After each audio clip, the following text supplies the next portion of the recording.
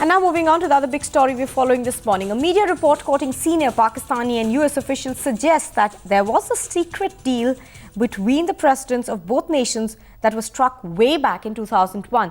The deal gave the US the mandate to act against Osama bin Laden if he was found hiding in Pakistan, based on credible information. That Pakistan, in effect, would only put up a hue and cry about it, but not stop the United States.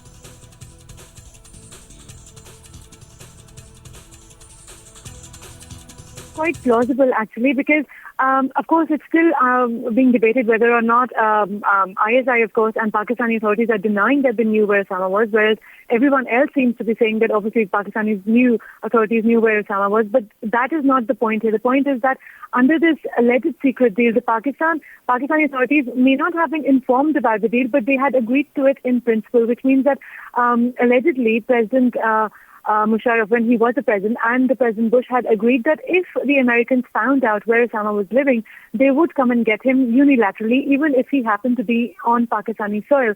And according to this deal, Pakistan would raise a hue and cry to obviously placate their public, and eventually they would forget about it. So this would be their staged reaction. And so far, if it is the truth, it seems to be going absolutely to whatever had been planned earlier. So, U.S. conducted a unilateral raid where Osama was killed, and Pakistan has criticized the raid, and they've even asked they've criticized U.S.'s intervention into their sovereignty, as Yusuf Raza Gilani has said.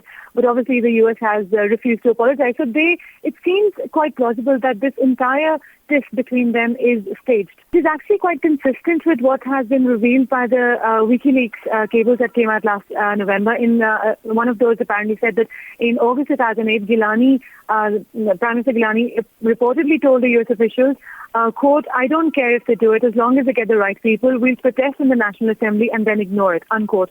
And this is exactly what he has been doing. There have been many drone attacks in the tribal belt, and people have been killed in those. And while Pakistan has never been this critical. I mean, they know that these are U.S. drone attacks, and usually civilians do get killed, but so far they haven't, they've never been very critical. So obviously Pakistan is giving a lot of leeway to the U.S.